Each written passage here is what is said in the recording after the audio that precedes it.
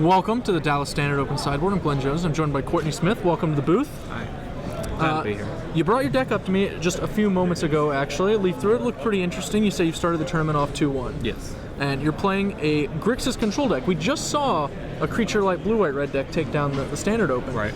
Frankly, if I'm that Creature Light Blue-White-Red deck, I'm a little scared of Creature Light Grixis decks. That sounds a little scary to me. Rakdos, Return, Slaughter Games, those are not the kind of cards you want to play your deck against. So yeah, it seems like a reasonable metagame call after that event, and your deck is pretty interesting. Starting off, we have some of the cards that deck implemented. You've got the Turn and Burn, you've got a few Far and Aways complementing them. We saw the power Far and Away at the Pro Tour, obviously. Have those removal spells been working out for you? Upgrades on the previous options? Oh yeah, you get to kill a Geist all day. You get a bounce their 1/1 little dude. Or the best play was they were swinging in with a Geist and a Silverblade Paladin, just bounce, and there's enchantments everywhere on it. So it's just like 4 cards for that one card. Yeah, Far and Away is definitely a nice one. The card that I am actually most interested in, or I should say cards, we had a pretty strong showing for Aristocrats yesterday. Right. And it's all over the top tables today, actually. I don't know if you've walked down the row. I've seen at least 10 people or something playing it on Undefeated right now. And you have some cards that are very good against them. They're good against other people too, but you've got main deck 2 is its Static Casters. That in and of itself, really obnoxious. It's really good. It was either this or Augur, but I don't really play enough instants or sorceries to hit Augur. And it's still an 0/3 and it's still 1 damage. So it blocks all day. It just kills Lingering Soul.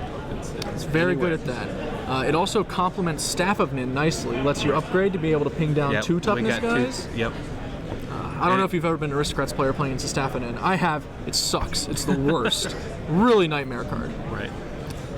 And complementing those, you have a little Jace Architect of Thought, actually. Right. Well, it's Grixis, so we don't get Sphinx's Revelation, so there has to be more card draw. And Think Twice's and Desperate Ravings are fine, but you just have to be able to dig more. So that's what Jace and Staff are there for as well. Yeah, I really like Jace. Staff, I was a little concerned about its place in the metagame once Putrefy came out. Right. All of a sudden, Jund just has this card that randomly kills it every now and again. This is true. And my matchup against Jund is probably a little iffy, but, I can win with Planeswalkers. Sure.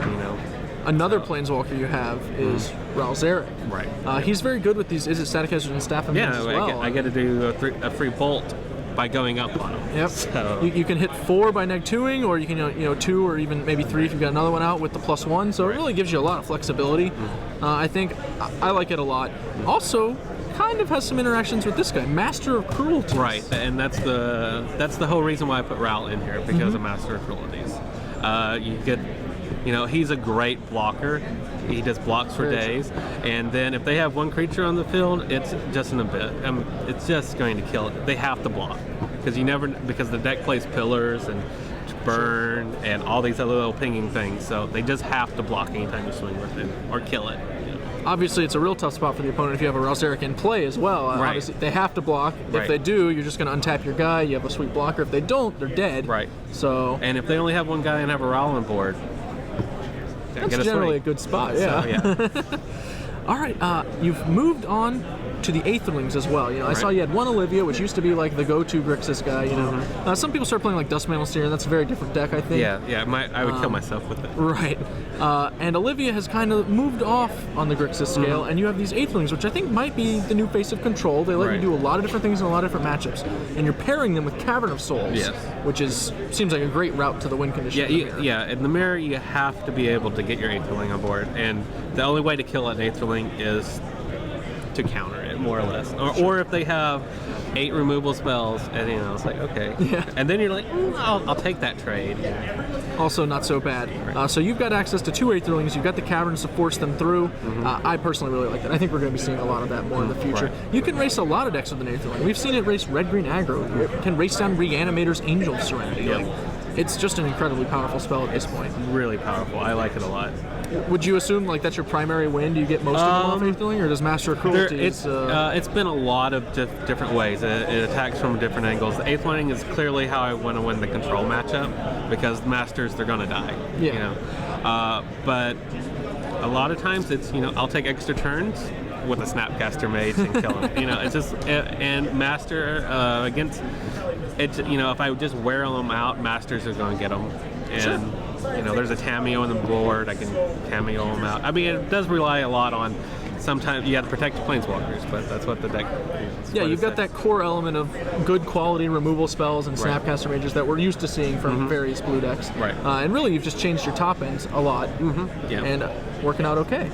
Yep. Your sideboard seemed like, some pretty standard stuff, I think, for the Grixis colors. Some Liliana, some Edicts, some Duresses, nothing too surprising. Just standard sideboard stuff. Got a pair of Notion Thieves, though, Notion for those Thieves. blue-white matchups, I imagine. Right. Have you gotten anyone yet? Haven't played any card drawing decks yet. So, not today anyways, but I'm hoping for it. Or, I'm really hoping for the guy that plays Jund and played Garrick and just draw. I'm going to draw 5 cards. Hold on. Yeah, I have a response. Man, that sounds dirty. We know the viewers on SCG Live love themselves a good Notion Thief, so we're hoping to get some of that ourselves. Well, Courtney, thank you for joining me. Appreciate the inside look at your archetype. Thank you. Good luck in the rest of the tournament. Thank you.